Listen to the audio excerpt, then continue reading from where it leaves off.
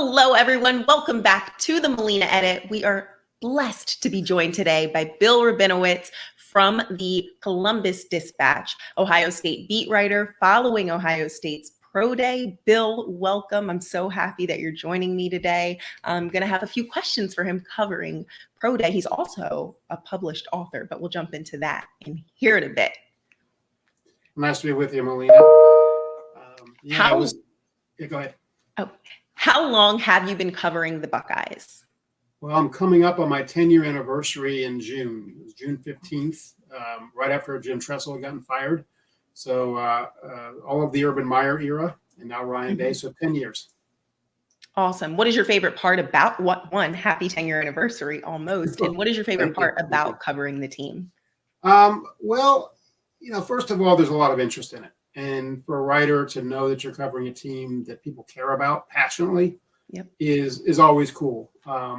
There's the downside to it too, because people get crazy about it, but it is nice to know that what you're writing, people have an interest in.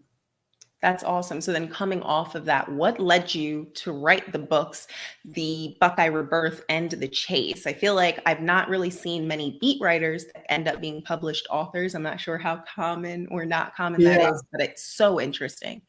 Well, they're honestly both kind of by accident. I was not somebody who thought I've got to write a book for my career to be complete. It was never like that.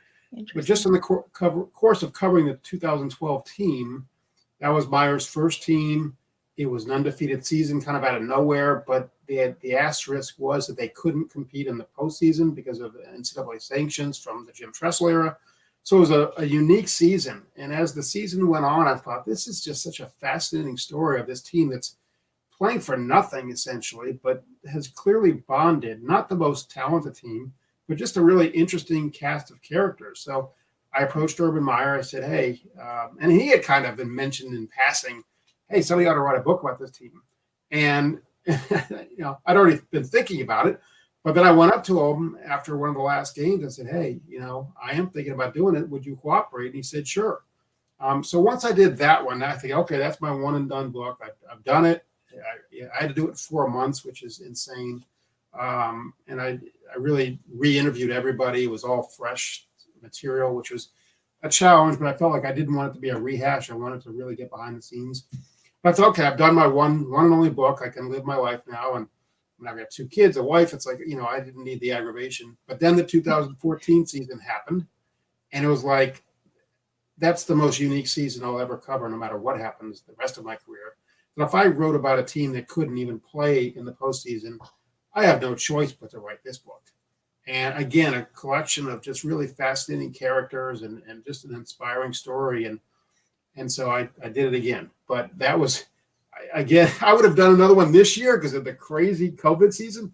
Right. But I was not heartbroken that they lost Alabama, saving me from 4 months of hell. I can imagine.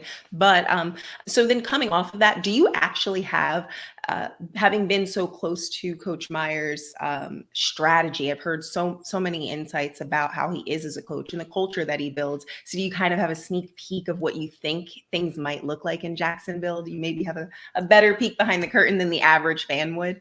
Yeah, I'm sure I do. I mean, he's a fascinating guy because I've never covered somebody that had the combination of raw intelligence, drive, and laser focus like he does. And you add in the competitiveness, he is a unique person that I've covered. I mean, I don't know anyone like him. And I don't mean that as a compliment or an insult or anything. I'm not making a value judgment about it. It's just, he's unique. And I've talked with his wife, Shelley, and she says the same, agrees that there's nobody that she's ever met like him. There are times that can probably, that can lead to blind spots because he's just so laser focused on what's in front of him. They might not see stuff peripherally. Right. But on the other hand, he's a fantastic CEO, which is really what being a head coach is at a place like Ohio State or certainly in the NFL. That really is what the job is. Right. You're running this organization, and you better know how to do that, how to motivate people, how to get them in alignment, all that stuff. So, yeah, there are a lot of questions about whether Urban Meyer can make the jump from college to the pros, and I think those are legitimate questions. Does that work with adults? The fear factor is not really there the way it is with college kids. But I think he's smart enough to adapt and understand that he's got to change in certain ways, or at least let go of things. I've asked him. I said, "How are you going to handle being 8-8?" He worked so hard so that he was never, he never lost more than 2 games at Ohio State, Right. and so, that's going to be a challenge for him. How do you accept losing? Exactly. Yeah, I think that just comes with the territory for sure in the NFL. But you did mention that Urban is competitive, if anything. And I feel like I saw a little bit of that seeping into today's pro day events with Justin Fields. We got to see him make that off-platform throw that we've seen around the pro day circuit. And I'm sure everybody was intrigued by having a highlight-worthy moment. What on the field traits do you like the most that you've seen from Fields these past 2 years? Well, I don't really see a real weakness. I know, and I wrote about this a little bit, this perceived criticism of how he goes through his progressions. Yeah, and were there times he held on to the ball too long and took sacks unnecessarily? Yes, that's a valid criticism. But he also had 2 just fantastic receivers, and to lock in on those 2 guys, Chris Olave and Garrett Wilson, That's probably a good idea. To have faith that they're going to get open, and that's where you're going to go with the ball. It's probably the right strategy. He's a smart guy. He's a mature guy. He's never going to be an off the field issue. He's incredibly fast for a quarterback. He ran a 4.44 today, which is crazy for a quarterback. He's got a great arm. I think the biggest issue is just kind of experience. He's only started 22 games, I think, at Ohio State. So it's, he's nowhere close to his ceiling or his potential, but he is.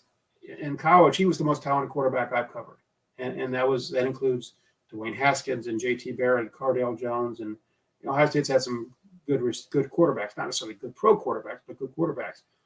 And Fields is the best that I've covered.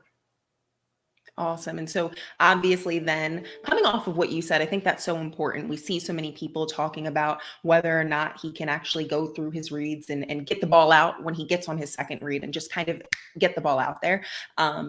So much stock up, stock down. He was quarterback 2 forever. And then now it's all changing through the postseason. What do you think, though, regardless of where he's drafted, what do you think he brings to a team? What growth have you seen from him in his pretty short time there at Ohio State? Probably the biggest area of growth I saw was just in the leadership. And it was a natural progression in the way it should have proceeded. He gets there last January of 2019, I guess it was. And, I think about it. He's, I think, 19 years old. He'd never lived in the North. He never lived anywhere but Georgia. He's got a new team, new coaches, new teammates, new playbook, new university. Everything is brand new to him. And so he didn't want to come in as this guy and be like, hey, I'm the stud quarterback. He blended in, bided his time, earned the respect of his teammates, was more of a leader by action than words. But after he went through a spectacular 2019, in 2020, this was clearly his team. He was a much more vocal leader. You could tell. And it was different for us as reporters to judge because we were never there. Everything was by Zoom call. So it wasn't like we saw the interaction. It was just more what we heard and what we were told. But it was clear when you watched him on the field that this was his team. And that was the biggest difference between 2019 and 2020.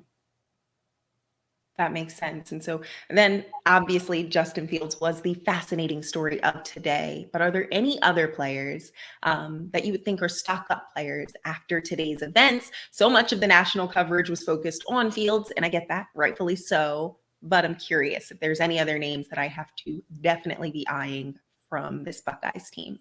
Yeah, he's probably the only first-round draft pick. Usually Ohio State's got multiple first-round draft picks. There was a chance, I think, before the season that Wyatt Davis might have been the offensive guard. He struggled through a knee injury, played through it, showed his toughness by playing through it, but he's probably dropped the second or maybe third round. Josh Myers is in the same boat, a center who can also play guard. Sean Wade had kind of a disappointing year. Turns out he also had a turf toe injury that might have affected his play. He's not going to be a first-round pick. The guys that I think helped themselves today, one stands out to me is Baron Browning, the linebacker, had a 40 vertical leap, which is kind of ridiculous. Yeah. He was a 5-star guy coming in, had his ups and downs at Ohio State, had a good career. It wasn't like he was a bust or anything. He had a good career, but wasn't like that incredibly dominating player consistently. But I think he has the athleticism and he can be versatile. So you could see him as a rush end out of a 3-4 as well as a linebacker. So I think he's a guy to keep an eye on.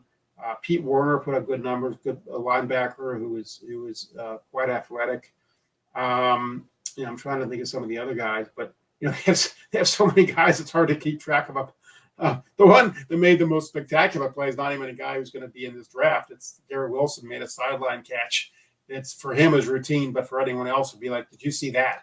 Right. But we're so used to seeing it that it's like, oh, that must be Garrett Wilson. It's like he's just like Plastic Man. He just extends his arm, his legs go in one motion, his arms go in another, and he makes the catches. I should be eyeing him for 2022. Yeah, he'll be a guy. I mean, Chris Olave, both people. I mean, I certainly thought he would come out this year and decided not to. Yeah. So they're going to have probably the top receiving duo in the country with Chris Olave and Garrett Wilson. You could make the case they were last year. Well, maybe other than Alabama's, but yeah. They're going to be spectacular now if they can find a quarterback to throw to them. I was going to say, I don't know who's the quarterback coming in next year. No, we don't know. Nobody knows. Got it. Ooh, interesting. That'll be I'm sure that'll be exciting for you this off season to be keeping up with all of that excitement. And you guys have a tight end coming back. Am I remembering that correctly? Jeremy Ruckert is coming back. They lost Luke Farrell, who I think is going to be an underrated pro. He's going to be probably a late-ish draft pick. I would say 5th round or later. Okay. I think whoever gets him then is going to get a steal. He's a very good blocker. He can catch the ball. He's not flashy, so that's probably why he's not higher. But I'll be surprised if he doesn't make an NFL team and have a pretty good NFL career. Love that. Love a sneaky good name that I should be not surprised when he starts showing up on Sundays. That's cool. Yeah, absolutely. He's just a solid guy, a really underrated guy. He got so overshadowed last year, really his whole career. We do game day covers. And we just never got around to him. Now, a lot of it last year was they only played 8 games, so it was a little tricky to get everyone you needed to. But as a guy, I thought, God, I want to tell this story. It just I felt bad for him, but just kind of what happens sometimes. Last year was just such a crazy year for everybody. Yeah, and there was some buzz on national coverage today about a second pro day. Do you kind of have a little more insight? Is that definitely happening? I don't. Not until today I didn't, but I saw what Kyle Shanahan said. He went to Mac Jones's Alabama workout, and so there's a lot of speculation that, he must like Mac Jones more than Justin Fields. But then he had a press conference in which he said that Fields is going to work out again, and then when he does, he'll be there for it. So awesome. I think Justin Fields could make sense for San Francisco at number 3. I'm not an expert on their organization and what they want, but do I think Justin Fields is worthy of the 3rd pick of the draft? Sure. Absolutely. Yeah, I could argue that he's worth the 2nd too, for sure.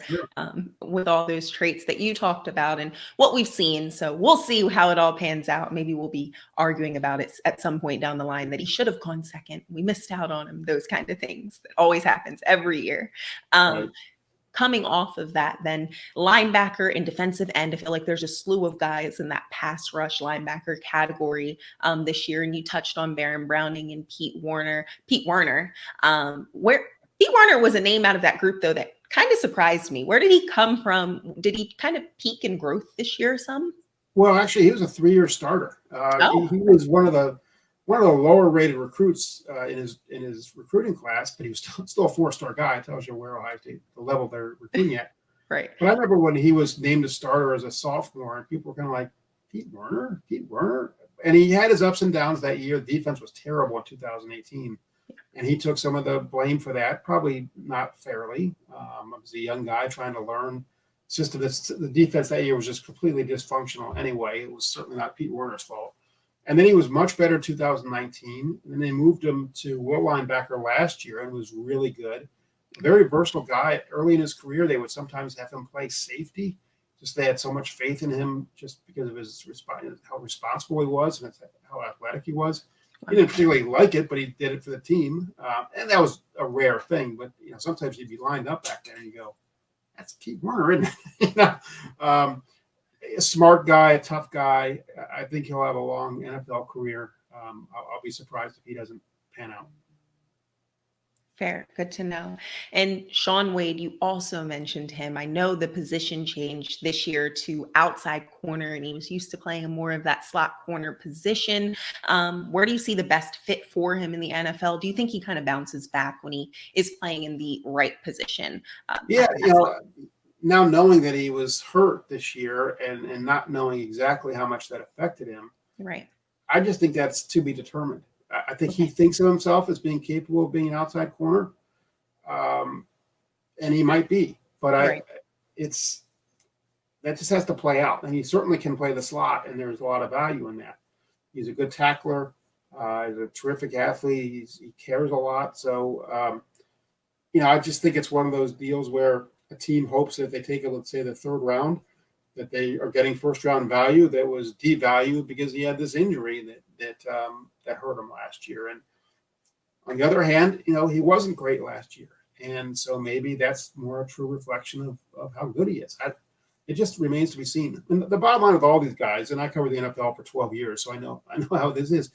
It doesn't, unless you're a first round pick, if you're a first round pick, maybe a second round pick, you'll get lots of chances. You can screw up a lot, but they have so much invested in you and they don't want to look like they screwed up. So they'll keep giving you second and third chances. Other than that, when you show up at training camp, the best players play. It's in the coach's interest to play the best players. And so if Shaun Wade is worthy of starting or playing a significant role, he'll do it. And so it doesn't really matter past the first round or two where you're drafted because, it's very rare for a third round draft pick to get cut and pretty rare for a fourth rounder, but It happens. other than that, they'll get more of a look, but you do have to prove yourself. And the NFL standing for not for long is true. It really is true. So much good insight. I really appreciate it. I think that you have such an interesting perspective. One, I'm not going to get over the fact that you're a published author and the story behind those books. I could probably spend, honestly, another 40 minutes picking your brain on that alone. I'm going to have to grab those books for sure. Well, Because I hope you do. I'm curious about what Yeah. Coach Meyer is going to look like in the NFL. And I feel like that would give me like another little tidbit of insight there. You have so much knowledge of the team. Thank you so much for taking the time to talk to me today. You're welcome, Malena. It's been a pleasure. Thank you so much. Thank you guys for watching. I will talk to you very soon. Thanks for tuning in today.